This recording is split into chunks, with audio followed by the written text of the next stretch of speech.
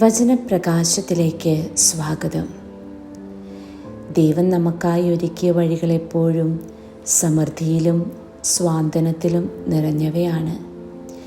ഇന്നത്തെ വചനം അതിൻ്റെ ഉറപ്പാണ്. യെശയ്യാ പ്രവാചകൻ്റെ പുസ്തകം 58-ാം അധ്യായം 11-ാം വാക്യം.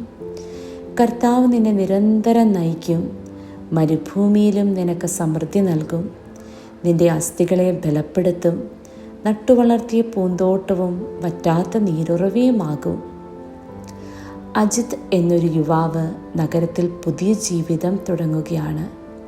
സുഹൃത്തുക്കളില്ല, ജോലി ഉറപ്പില്ല. പല ദിവസം അവൻ ആശങ്കയും ശൂന്യതയും അനുഭവിച്ചു. ഒരു ദിവസം ദൈവവചനം വായിക്കുമ്പോൾ ഈ വചനം, കർത്താവ് നിന്നെ നിരന്തരം നയിക്കും, അതവൻ്റെ ഹൃദയത്തിൽ സ്വാന്തനമായി. അന്നു മുതൽ ഓരോ ദിവസവും ദൈവത്തിൽ ആശ്രയിച്ചു. ചെറിയ കാര്യങ്ങളിലേക്ക് ദൈവത്തെ ഉൾപ്പെടുത്താൻ തുടങ്ങി.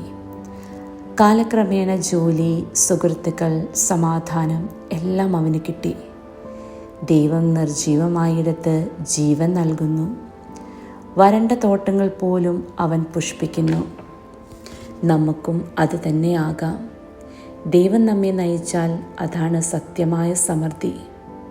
പ്രാർത്ഥിക്കാം.